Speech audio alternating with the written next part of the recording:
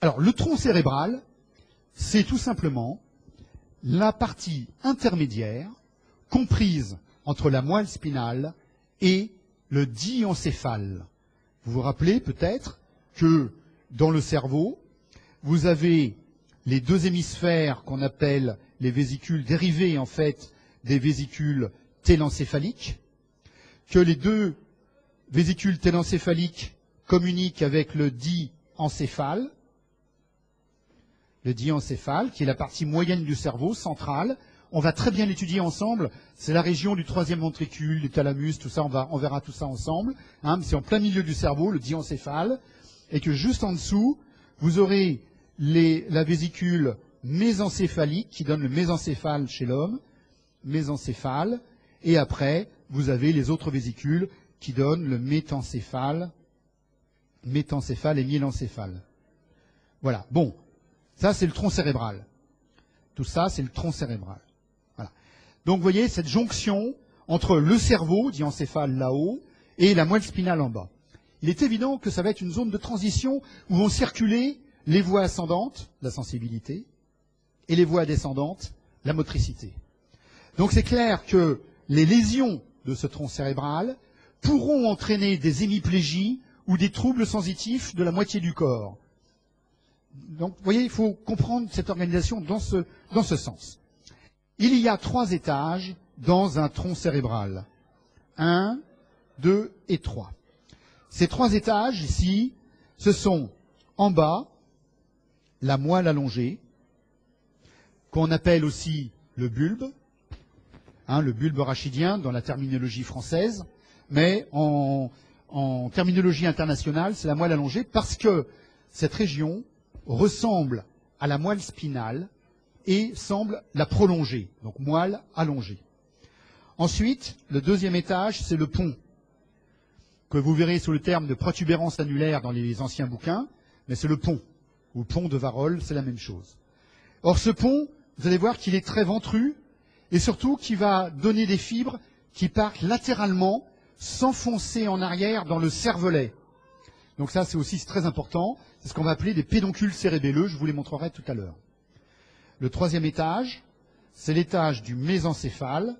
Et comme vous le voyez sur ce cerveau, on le voit très mal, puisque ici, la moelle allongée, on la voit bien, le pont, on le voit bien, et le mésencéphale, il est au fond, là, il est en train de faire sa jonction avec le cerveau, donc avec le diencéphale. Ce tronc cérébral, il est situé, voilà le rocher qui est là, le rocher, le bord supérieur du rocher, voilà l'occipital, voilà le foramen magnum qui est à ce niveau-là, eh bien il est situé donc dans la fosse postérieure. Il est situé dans la fosse postérieure, donc il sera ici, le tronc cérébral, il est situé en avant du cervelet, le cervelet donc qui est un rapport tout à fait important. Vous voyez en coupe sagittale les 3 étages du tronc cérébral, moelle allongée, pont, mésencéphale, et le cervelet en arrière. Donc ça c'est facile, hein, j'en ai déjà parlé. Hein. La fosse postérieure, bien fermée par l'occipital, bien fermée par la tente du cervelet, et puis bien remplie par en avant le tronc cérébral, en arrière le cervelet, et le tout recouvert par la tente du cervelet. Alors, on va commencer par regarder la moelle allongée, comment elle se présente. Vous voyez sur une vraie photo. Sur une vraie photo, c'est petit, hein, c'est très très petit. C'est pas plus gros que mon pouce. Hein, donc c'est vraiment pas évident. Et vous avez une structure qui ressemble à la moelle. Alors avec ici une fissure médiane ventrale, comme la moine, hein, c'est pareil. Une fissure médiane ventrale. Et puis de chaque côté de la fissure, vous avez les pyramides bulbaires. Pyramide bulbaire. Ah, je suis en mode, voilà, pyramide bulbaire. Ça, c'est important, parce que dans ces pyramides qui sont en avant, alors les voici, les pyramides bulbaires, pi et pi, voilà. C'est ici que descendent les voies pyramidales, les voies de la motricité volontaire, et le syndrome pyramidal qui découle de la lésion de ces voies. Donc, pyramide bulbaire avec les voies pyramidales. Enfin, plus en dehors, qu'est-ce que vous voyez? Vous voyez ici une sorte d'olive, un renflement, c'est un noyau. Ce qu'on va appeler l'olive inférieure. Olive inférieure. Donc ça, c'est tout à fait important. C'est un noyau spécifique, un noyau propre de la moelle allongée. Noyau propre. Alors vous verrez que c'est un noyau qui envoie des informations au cervelet. Il contrôle le cervelet. C'est l'olive inférieure. On le voit un tout petit peu sur cette photo. Voilà, ici, on voit ce renflement. Bon, je vais peut-être effacer un peu pour mieux voir. Voilà. Donc c'est dans cette région, vous devinez un peu le renflement de l'olive inférieure. Enfin, on va voir dans la partie basse une commissure. Alors là, elle est mal placée. J'ai pas vu quand le dessinateur m'a fait le dessin. Elle devrait être à ce niveau-là. C'est la commissure, ici, la décussation qu'on appelle des pyramides. Alors, décussation. Vous verrez très souvent ce terme. Il est très important en neuroanatomie. La décussation des pyramides, décussation veut dire croiser la ligne médiane. C'est l'endroit où la voie pyramidale, gauche, passe à droite, et la droite passe à gauche. Décussation. Donc, c'est très important. Toute lésion située sur la voie pyramidale au-dessus entraîne une hémiplégie opposée. Toute lésion située en dessous de cette décussation entraînera un déficit du même côté que la lésion. D'accord? Et donc c'est pour ça que c'est important de connaître le niveau des décussations, c'est-à-dire des croisements des voies. Enfin, on va voir un certain nombre de nerfs crâniens qui vont émerger. Alors, on les regarde ici. Vous avez tout d'abord, en avant de l'olive, ici, flèche rose, violette, c'est le 12. 12e paire des nerfs crâniens. C'est le nerf hypoglosse. Le 12, nerf hypoglosse, et c'est le nerf de la motricité de la langue. Motricité de la langue qui passe par le canal condylien. Bon. Ensuite, vous avez plus bas et latéralement tout un ensemble de nerfs qui vont être le 11 ou nerf spinal. Regardez ce nerf spinal comme il est bizarre. Il a une racine médulaire, M. Regardez comment elle monte le long de la moelle, parce que là, ça c'est de la moelle, ça c'est de la moelle cervicale, puisque vous voyez sortir la première paire des racines cervicales, C1. Regardez, C1 qui sort, ça c'est de la moelle cervicale. Hein, c'est pour ça qu'il y a une erreur dans la décussation. La décussation, elle doit être au-dessus. Voilà. Donc ici, vous avez une racine médulaire du spinal qui rejoint une racine bulbaire du spinal. Et là, on a le nerf spinal, donc, qui se forme par la réunion des deux. D'accord? Ce nerf spinal va servir à innerver le trapèze et va servir à innerver le sternocléido-mastoïdien, les muscles du cou. Donc, notamment dans la flexion-extension de la tête et dans la rotation de la tête. D'accord? C'est le sternocléido-mastoïdien. Sinon, c'est haussement des épaules, autrement, hein, pour le trapèze. Ensuite, vous remontez et vous avez un nerf qui est la 10e paire des nerfs crâniens, un nerf vague ou pneumogastrique. C'est la même chose. Vague ou pneumogastrique. Il est très important. Il fait partie avec le 9. Avec le 9, donc je remets le 9, le 10 et le 11. Voilà. 9, 10, 11. Donc le 9, il est là. Le 10, il est là. Et le 11, il est là. Voilà, bon, peu importe, hein, c'est le dessin. 9, 10, 11. Mais c'est dans l'ordre. Hein. Le 9 en haut, le 10 en dessous, le 11 en dessous. Voilà. Ces nerfs forment le paquet des nerfs mixtes. Car ils vont cheminer ensemble. Et le 9 et le 10 sont des nerfs vraiment mixtes. Qu'est-ce que ça signifie? Qu'ils sont moteurs et sensitifs. Et le 9 et le 10, enfin surtout, voilà, donc le 9 et le 10, ils vont s'occuper, entre autres, de tout le carrefour pharyngo-laryngé. Motricité, sensibilité du carrefour pharyngo-laryngé.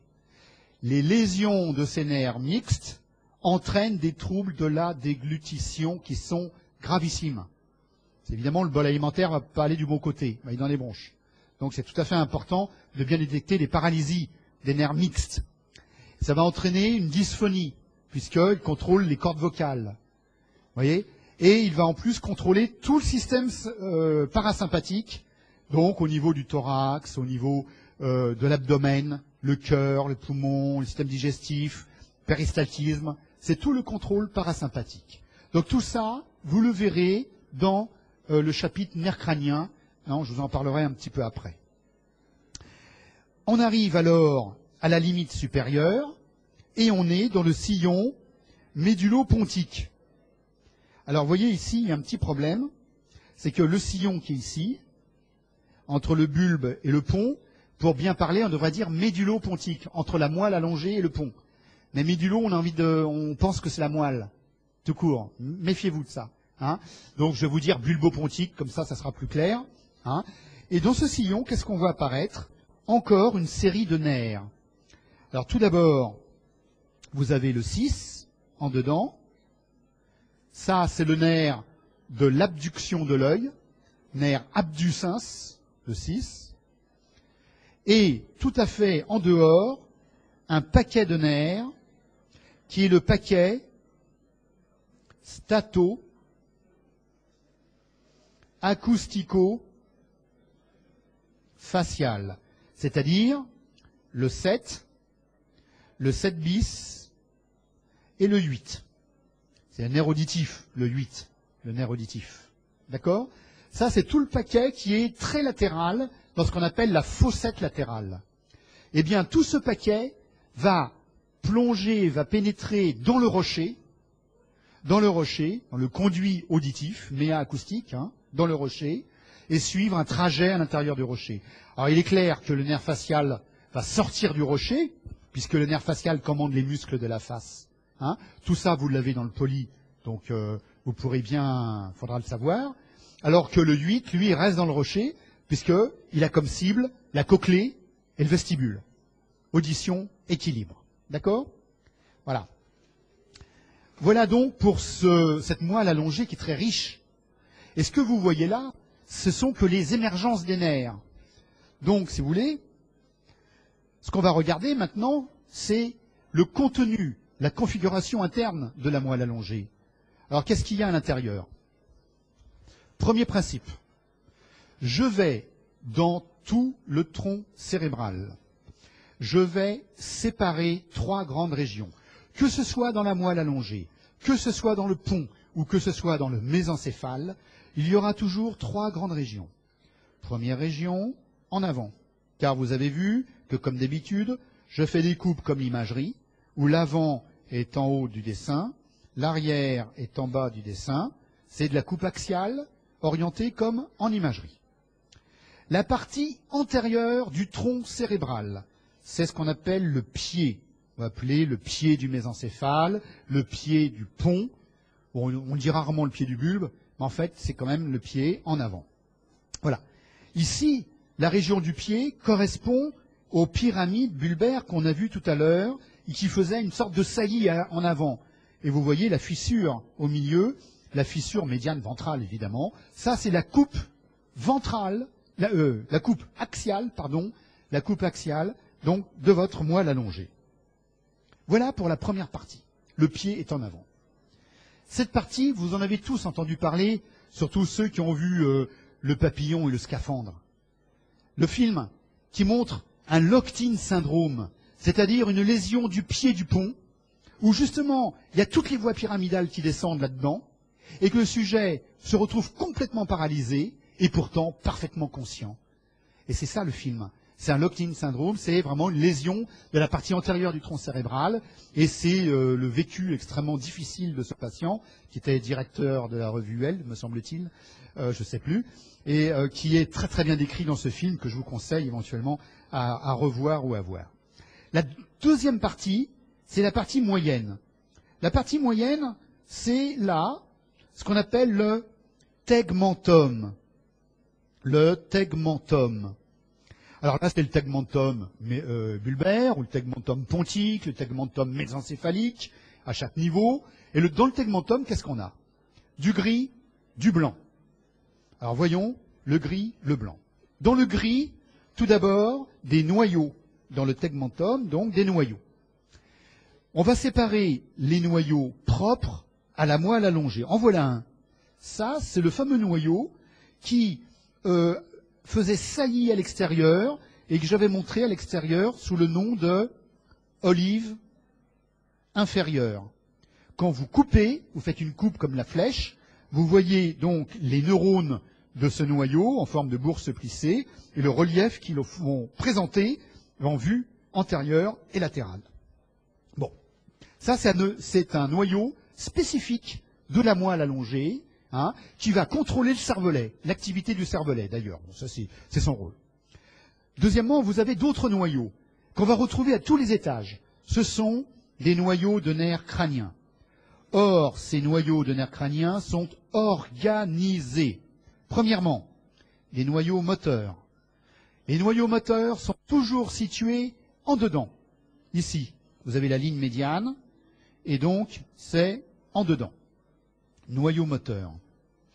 Il y a une deuxième colonne, alors ça c'est ce qu'on appelle les noyaux moteurs sommitiques.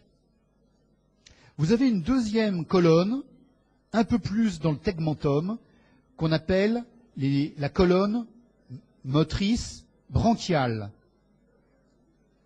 Branchiale. Bon là j'ai plus la place pour écrire, mais vous m'avez compris, branchiale. Ensuite, c'est exactement comme dans la moelle spinale. C'est-à-dire dans la moelle, vous avez le moteur corne ventrale, le sensitif corne dorsale, et entre les deux, le végétatif. Eh bien là, c'est comme si ça s'était ouvert comme un livre. En dedans, c'est toujours moteur. Ensuite, entre les deux, ça devient végétatif. Voici les noyaux végétatifs. Tous ces noyaux-là, ce sont des noyaux végétatifs, moteurs et sensitifs, viscéromoteur, viscérosensitif. Voilà, en vert, noyau végétatif. Et enfin, on arrive encore plus en dehors et on a un complexe de noyaux ici, c'est le noyau vestibulaire, et ça, c'est les noyaux sensitifs ou sensoriels qui sont en dehors. C'est les équivalents des cornes dorsales de la moelle. Vous avez la même stratégie, moteur, végétatif, enfin, moteur en dedans, végétatif en dehors et sensitif en dehors.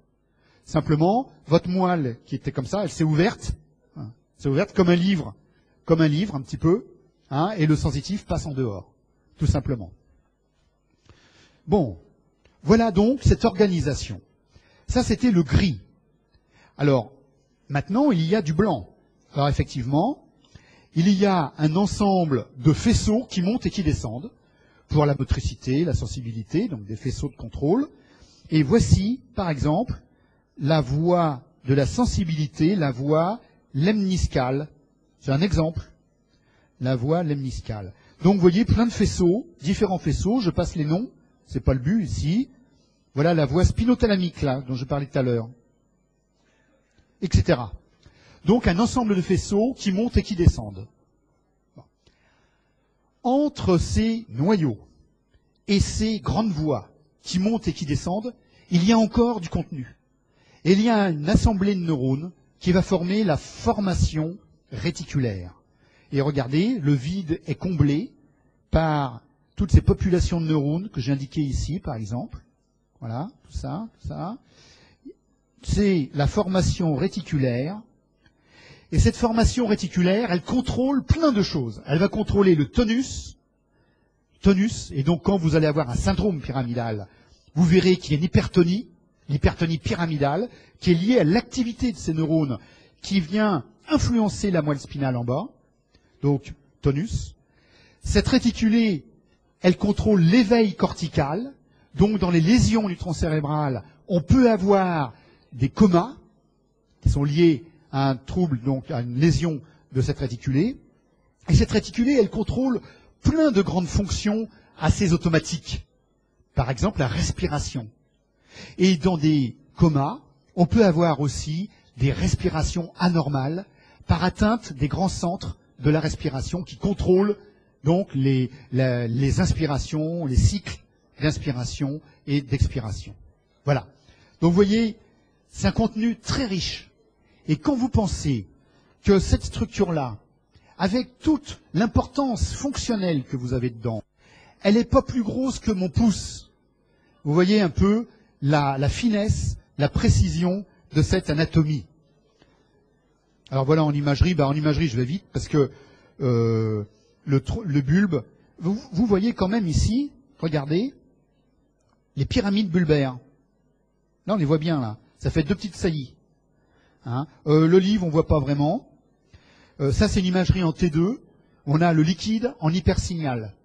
Le cervelet est en arrière. Voilà. Ici, en coupe sagittale, ça, c'est du T1. Regardez, en T1, le liquide, il est en hyposignal. Imagerie pondérée en T1. Et ça, vous avez l'habitude. Il n'y a pas de problème.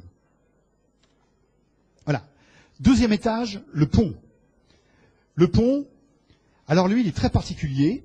Parce que le tronc cérébral, qui est d'habitude une structure longitudinale entre la moelle et le cerveau, tout d'un coup, on a l'impression que le pont est une structure plus horizontale, plus transversale. Et c'est vrai, elle l'est réellement. En plus de l'aspect longitudinal, elle l'est. On va voir pourquoi. Le pont est limité en bas par ce sillon qu'on a vu tout à l'heure, le sillon pontomédulaire, médulo-pontique. On l'a vu tout à l'heure. Deuxièmement, en haut, un sillon ponto-mésencéphalique. C'est le sillon entre le pont et le mésencéphale. Ce qui est remarquable, c'est sur les côtés, comment le pont va fournir des gros faisceaux de fibres qui partent en arrière, regardez, ici, et qui est, en fait, le pédoncule cérébelleux moyen. Le pédoncule cérébelleux moyen. Excessivement important. Pourquoi ? Parce que, par le biais de ce pédoncule, des informations venant du cerveau vont être relayées dans le pont, et à ce moment-là, les fibres pontocérébelleuses, donc c'est pour ça qu'il y a des pédoncules, vont envoyer cette information au cervelet. Et quand nous allons faire le chapitre cervelet, on va comprendre donc le rôle de ces centaines de milliers de fibres qui partent en arrière pour donner des informations au cervelet sur ce que vous avez planifié au niveau moteur, là-haut, dans le cortex frontal. Et on va revoir tout ça, bien sûr, plus tard. Pédoncule cérébelleux moyen. Voilà. Alors, il y a un nerf crânien qui sort ici de cet étage. C'est le nerf trijumeau. Comme vous remarquez, il a une grosse racine sensitive.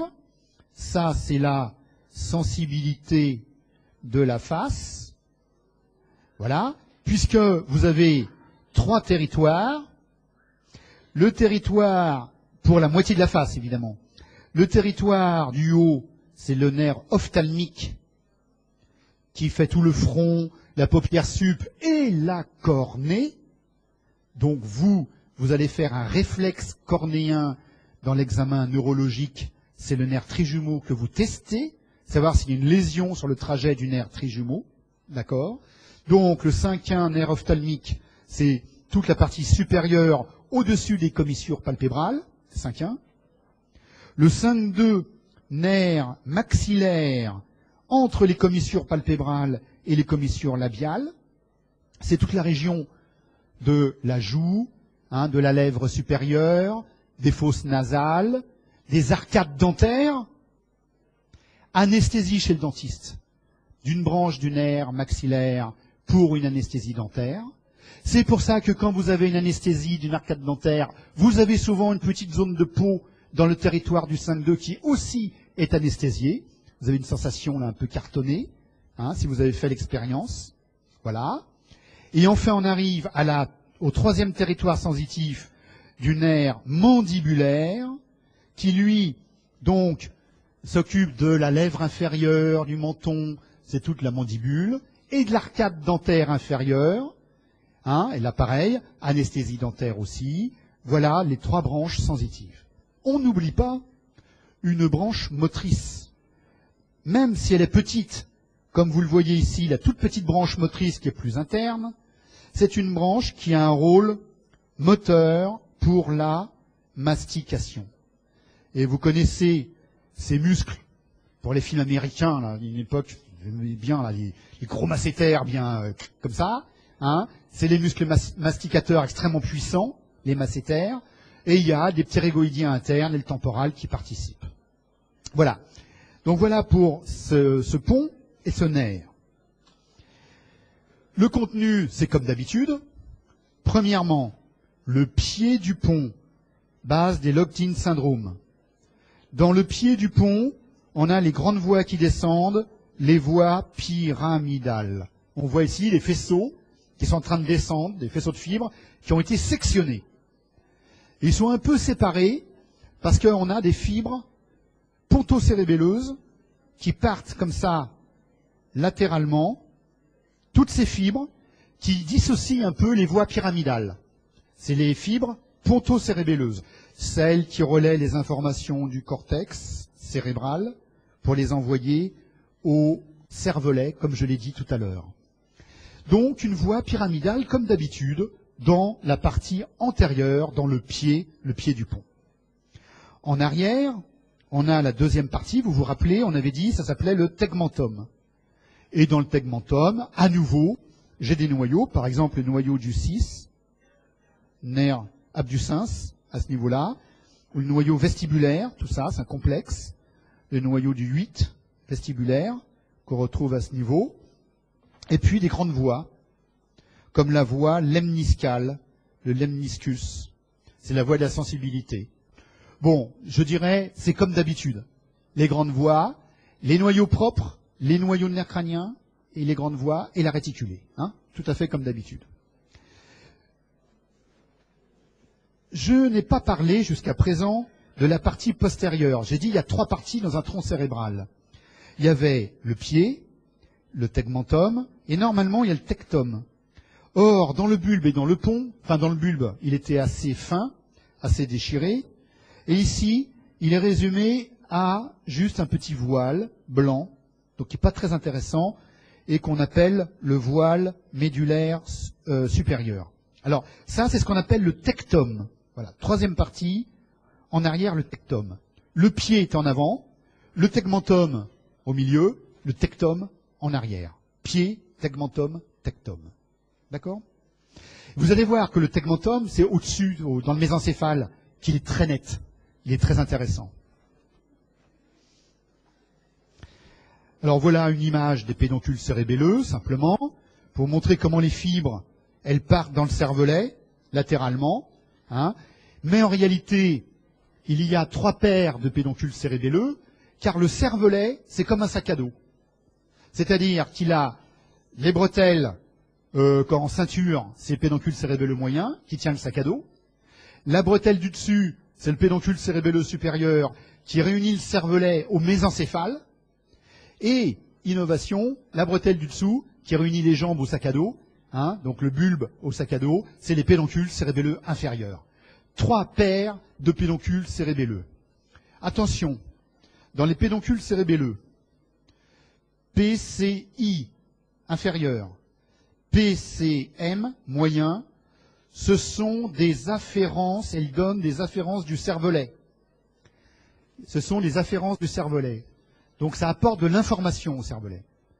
Alors que le pédoncule cérébelleux supérieur, PCS, lui, il est formé essentiellement, à 99%, par les sorties, les efférences du cervelet. Pédoncule cérébelleux supérieur. Évidemment, j'en reparlerai en temps voulu quand on fera le cervelet.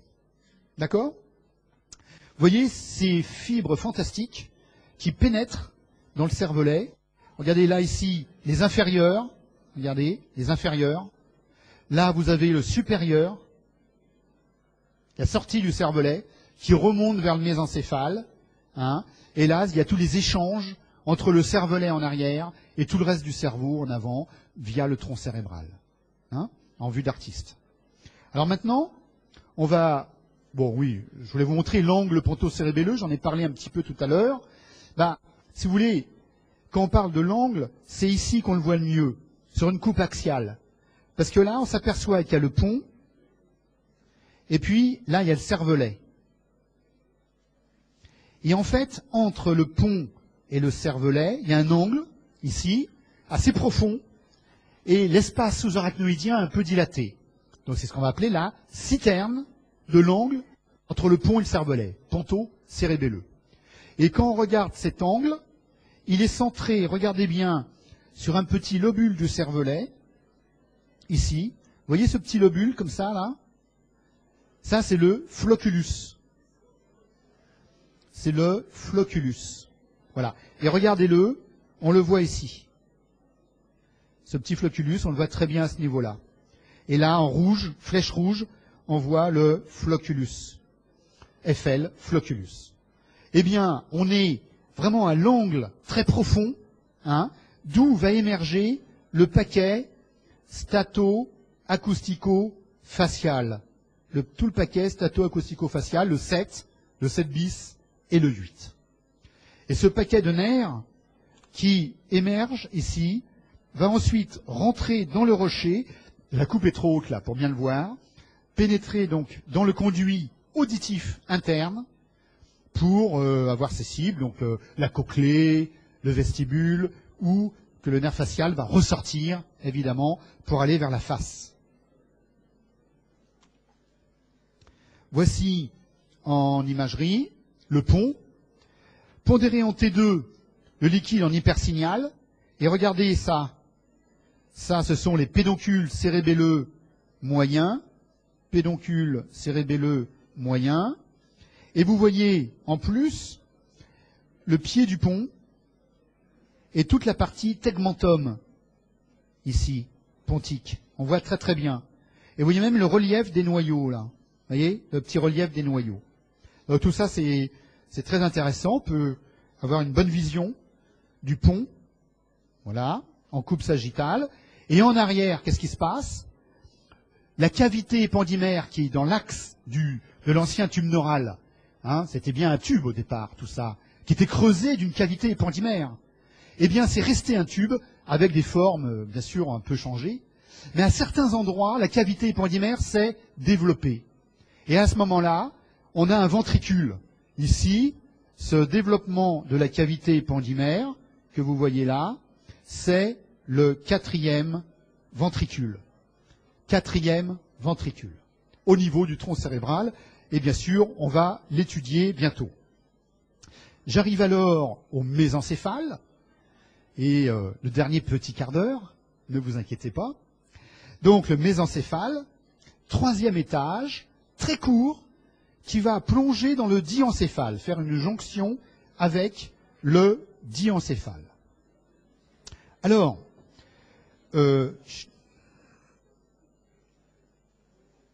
donc ici, le mésencéphale va présenter la même organisation. Le pied, le tegmentum, le tectum.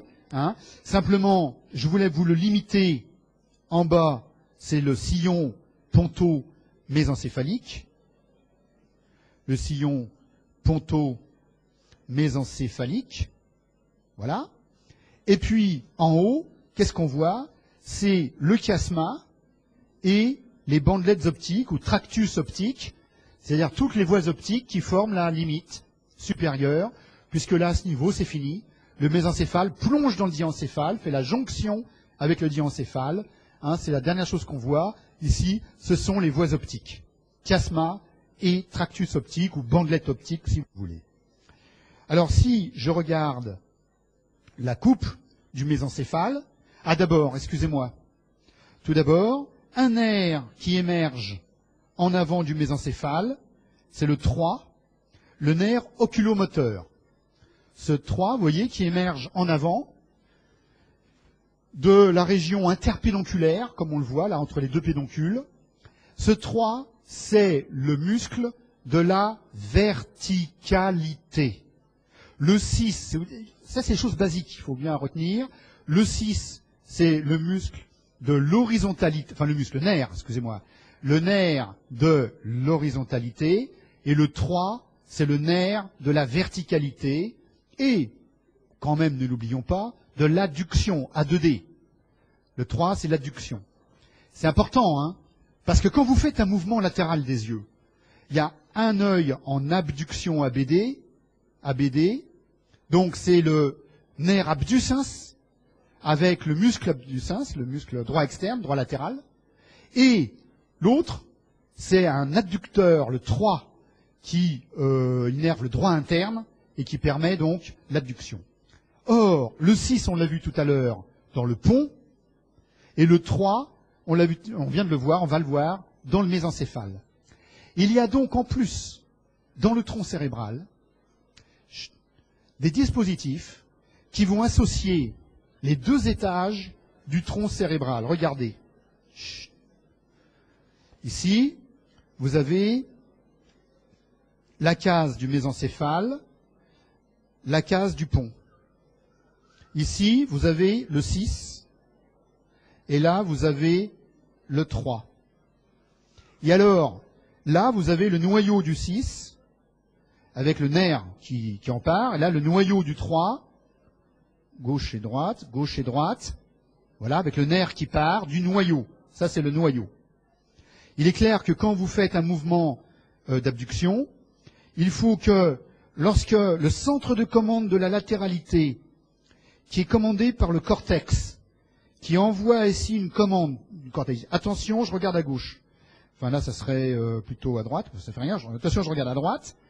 La commande est transmise au 6, donc là, il va pouvoir partir en abduction, et immédiatement, vous avez ici un faisceau qu'on appelle le faisceau longitudinal médial. Voilà dans le tegmentum, encore un faisceau dans le tegmentum important. C'est lui qui va vous transmettre l'information du 6 au 3 en disant attention, le 6 vient de partir, il faut que le 3 suive, mais le 3 pour l'adduction. Et à ce moment, vous avez un mouvement harmonieux horizontal. Or, ce faisceau, c'est des axones myélinisés à l'intérieur du tronc cérébral. Si vous avez une sclérose en plaques, et que la sclérose en plaques, elle vient altérer ce faisceau, à ce moment-là, ça ne marche plus. Et lorsque vous regardez à gauche, par exemple, ou à droite, vous avez l'œil qui se met en abduction, c'est bien, mais l'autre, l'adducteur à 2D, il veut pas. On dit, ah, ça y est, j'ai trouvé une paralysie du 3. Eh bien non, c'est faux. Parce que si jamais vous amusez à faire un réflexe de convergence, vous verrez que le réflexe marche bien. Ce qui veut dire que du noyau du 3 jusqu'au muscle droit interne, ça marche très bien. Parce que par voie réflexe, on arrive à les faire marcher. Il n'y a pas d'interruption sur le nerf. Et le muscle fonctionne. C'est l'association entre le 6 qui est parti et le 3 qui ne se fait pas. Et donc, c'est ce qu'on appelle une ophtalmoplégie internucléaire que vous étudierez en neuro, en sémioneuro. Et vous avez là le support anatomique avec des corrélations anatomocliniques. C'est ça le plus important, le plus utile pour vous. Connaître le support anatomique de ce que vous allez apprendre après en sémiologie, en physiologie, etc. Excusez-moi, j'ai fait une parenthèse, mais ça me paraissait important. Eh bien, ici, il y a, comme d'habitude, le mésencéphale avec la région du pied. Qu'est-ce qui passe dans le pied? Comme d'habitude, maintenant vous êtes habitués. Les voies pyramidales, voilà, qui descendent, c'est les voies de la motricité. Dans le tegmentum, vous avez des noyaux propres, comme le noyau rouge. Ça, c'est un noyau spécifique. C'est un noyau qui viendra dans la motricité, avec la voie pyramidale. On parlera de voie rubro-spinale, comme la voie cortico-spinale. Elles descendent ensemble, rubro-spinale. C'est une voie de la motricité. Elle part du noyau rouge. Et puis, vous percevez qu'il y a des noyaux de nerfs crâniens, ici. Là et là, c'est un noyau de nerfs crâniens. C'est le noyau du 3, justement. C'est le fameux nerf de l'adduction et de la verticalité, le 3. Il est là dans le mésencéphale. Et puis, on pourrait continuer en montrant les voies lemniscales, la voie qui monte, lemniscale, etc., etc. Enfin, c'est là où il ne faut pas oublier, c'est que la partie postérieure, ici, de votre mésencéphale, elle est très bien marquée, derrière. Et ça, derrière, qu'est-ce que c'est? C'est le tectum mésencéphalique. Eh bien, ce tectum, ici, c'est 4 boules qu'on appelle les colliculus. Colliculus supérieur, colliculus inférieur. On les appelait avant les tubercules quadrijumeaux. Alors, on les voit ici. À quoi ça sert, un colliculus? Si, ça sert à quelque chose. Le colliculus supérieur, c'est un relais réflexe visuel, de réflexe visuel. Relais dans les réflexes visuels. Bon, c'est pas le relais de la vision, mais c'est un relais qui intervient pour les réflexes visuels. Par contre, le colliculus inférieur, lui, c'est important puisque c'est vraiment un relais de l'audition, les voies auditives. Et on va voir comment les neurones vont arriver dans ce colliculus, et puis relayer avec un nouveau neurone qui ira au thalamus par la suite. Donc ça aussi, c'est important. Regardons en imagerie. En imagerie, peut-être que vous avez reconnu ici cette structure tout à fait caractéristique en forme de X. C'est bien sûr le chiasma optique, avec les deux nerfs optiques, le chiasma optique, CH, on est là, et le tractus optique, TO, ou bandelette optique, c'est la même chose. Et enfin, en arrière, tout le lobe temporal, tout ça c'est le lobe temporal, voilà. Et entre les deux lobes temporaux, en plein milieu, le tronc cérébral qui est en train de monter comme ça, et là on est ici, hein, c'est ici qu'on est mésencéphale, eh bien je vois mon mésencéphale, comme dans le dessin, avec en arrière les colliculus et en avant la région du pied du mésencéphale. Et il y a un noyau gris qu'on devine un peu ici, que je ne vous ai pas indiqué tout à l'heure, j'aurais dû, c'est le locus niger. Ce locus niger, ou substance noire, locus niger, qui sépare le pied et le tegmentum, entre les deux, le locus niger. Et ce locus niger, nous y reviendrons ensemble, car on va voir que dans la maladie de Parkinson, ce locus niger va dégénérer, va disparaître, et entraîner donc ce grand syndrome extra-pyramidal parkinsonien, avec la kinésie, le tremblement, la rigidité, l'hypertonie, donc en tuyau de plomb, caractéristique de la triade parkinsonienne. Voilà. Eh bien, je vais arrêter juste ce problème d'énergie. Ouais, c'est gentil. Merci. Alors, simplement, pour les nerfs crâniens, donc là, je peux pas, c'est vraiment impossible, mais c'est vraiment important. Je me demande même si je vais pas me faire un petit topo nerf crânien distance, comme ça, maison, dans un coin, et puis que je vous le mettrai un jour en ligne pour vous aider. Hein, parce que c'est la base. Quand vous verrez le tableau nerf crânien, faites dans votre tête base de l'examen clinique neurologique des nerfs crâniens. Et n'allez pas chercher le petit détail anatomique dont on n'a rien à faire. Il faut savoir dans quel trou ça passe, quels sont les rapports importants. Et pour ça, je pourrais mieux vous aider peut-être au travers du poly et éventuellement en cours distance. Voilà, bon appétit et à après-demain. Merci.